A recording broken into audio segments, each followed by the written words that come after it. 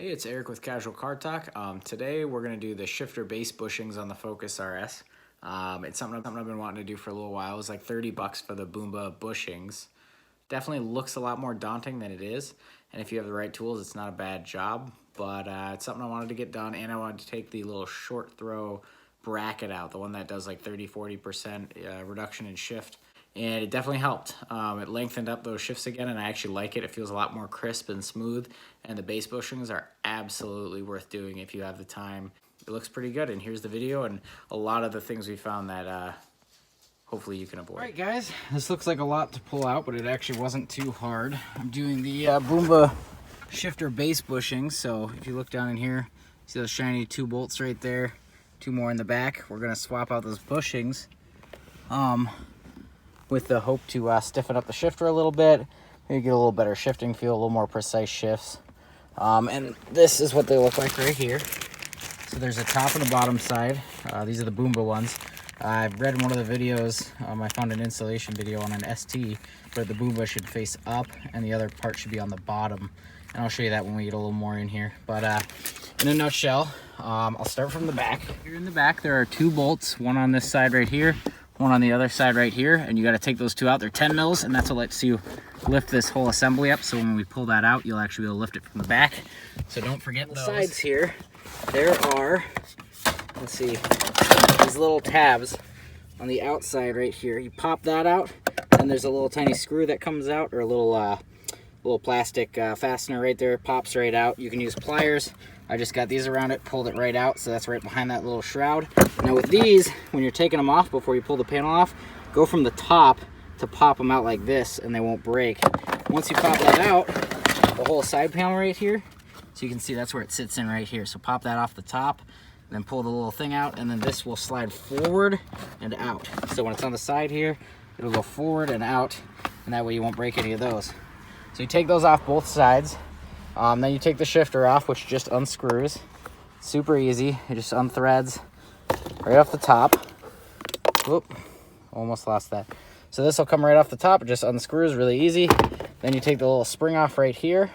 And then the base of this shifter right here will be sitting on there, and you just have to pull it up. And it'll pop right out of there. Really easy. This little bracket is what it sits in. And that just pops right up and out really easy. And then this whole thing will slide off the top. So then you have that all exposed. Now the hard part, or what I found to be a little tricky, is this piece of trim that sits in here. It's kind of the border of the whole thing. What I did is I took a tiny, tiny little jewel screwdriver so I didn't scratch anything, and I popped it up right at the base here.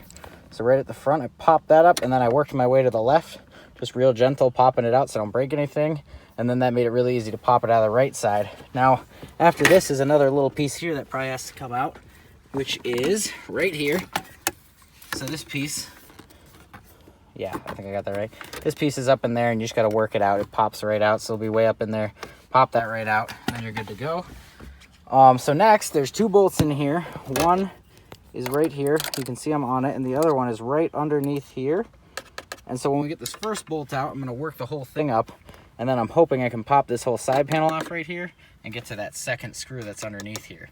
And then that'll let me pull this entire center console out so I can get to those base bushings to swap that. Right here on the top off, I missed that. Just a tiny little T25 bolt there, so nothing fancy. So that'll let you lift this whole thing up, and then you actually have to push it forward just a little bit. Sorry, this goop is from my water meth thing. It's disgusting. I'm gonna clean that up, flip it all back together. But this pulls forward just a little bit to pop out, and that'll get you enough to where you can barely see in there. It's hard to see from this angle. Hold on, let's see if I can get under here. Sorry for potato camming you. But you can actually see the other bolt. God, I cannot seem to get it on camera here. But, oh yeah, there it is. The little bolt head straight to the left of that little yellow thing. That's the second bolt that has to come out. So I'm going to snake a 10 mil in there, pop that last one off, and that should let me pull this whole assembly apart. So that should let me pull these side panels right here and right here, which are actually conjoined back behind all this stuff. So you can't take these apart. These side panels, these big ones, aren't going to come out until you get these 2 bolts out. And that'll let you pull the whole thing apart, lift this up, and then we're going to work the whole center console out. So we'll get there. Okay, so there's 2 little plugs in here that I decided to unplug and get out of the way. One of them is tucked right here. This this little black plug here. So you can see that right there. I unplugged that. And then under the cigarette lighter, there's a little gray plug. And you have to pinch the side, and then you see this opening right here. You gotta push that in with a little screwdriver, and then it'll pop down a little more, and then you can grab it by the base and pop it out. But if you just yank on it, you're gonna rip that tab off and probably not get this thing back together. And you can see how my extender or extended ratchet here and 10mm is actually on the bolt right now. You can see it back there. Sorry, it's having a hell of a time focusing. But it's actually jammed all the way back there, so you can see I got it set up right now on the bolt, and to get it underneath that little yellow switch for the cigarette lighter, I had to unplug it to actually get it on the bolt head. Ladies and gentlemen, I found a secret bolt right here holding this left side on. So you gotta do, and it's gonna fall when I do it, you gotta pull up on the whole, this whole bracket here, pull up on that, and it'll give you just enough to get the head of the T25 on there. But you have to pull this forward or else there's no hope, see what I mean? Just all slides forward. So that's holding that whole left piece in, so I knew something was holding, but it took me a sec, but I found it. Bolt goes right in here to hold it on the back of this, so that'll be a bitch to get back in, but holds this whole left side panel on. Right side popped out, no problem. Now I'm going to try to lift the whole thing up and out. We figured out the hard way. You got to disconnect this and these two little connectors here, and they're color coded, so you don't have to worry just popping them off. But we could not pull out the center console dash whatever the hell organizer thingy without popping those out. So we're fighting with it pretty hard because this harness on the bottom connects to all this stuff, so it powers your USB. All right, so here's the little base bushings. The little metal piece will just pop right up and out. Nothing fancy there. And then there's the little rubber bushing under it. You gotta wrestle with these a little bit, but it's not too bad. And then instead of getting crazy with that, realize these just pop up, so you can just use your finger to pop it out, which of course now I can't get one hand too good, but yeah, there you go. You could just work it up and out. And then we are going to reinstall the Boomba ones.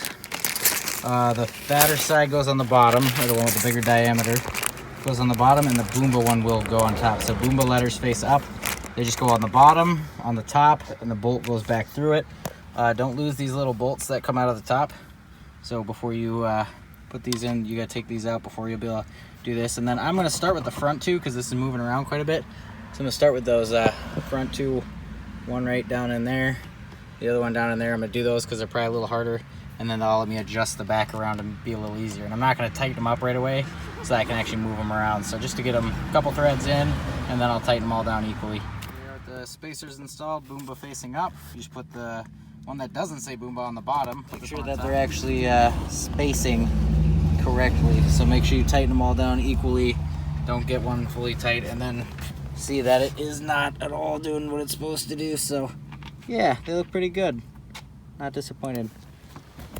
Now we're gonna go through the absolute pain of putting this all back together, which no way is it gonna go smooth. And while I'm in here, I'm gonna vacuum because it's disgusting. But they're in. So we put everything back in, or we just put the console back in so that these all snap in. So I plugged in the two bolts on the bottom, or plugged in the two things we unplugged on the bottom. So the little 12-volt plug-in right here, and then the one that has all the drive mode selections right below here. To get these bolts in, you can actually take, so you can see it right here, right there. You can take that little magnet end and you can stick it in there, and there's a little indent they actually sit in. So as long as you get it on there and scoot the magnet off, you can actually get them seated in there and then use the ratchet to carefully turn them in. So they're not actually that hard to get in if you have a little magnet extender to drop them in the hole first. So we're gonna tighten those up, get everything buttoned back up and see how it looks. All right, so when we were trying to put the side panel on, so from the passenger seat, these two clips on the front right here, oh, there's Gus. These two clips on the front clip in, and we had a wire that was wrapped over what it clips into, so we couldn't get it to go. And there's little hooks along the top going all the way back, so you just push it up and then in. So we're gonna see if we can rig that over. And then there it goes, clips right in. Then we're just gonna pop this little grommet back in here, the cover back on, and this one last trim piece, and we should be good to go.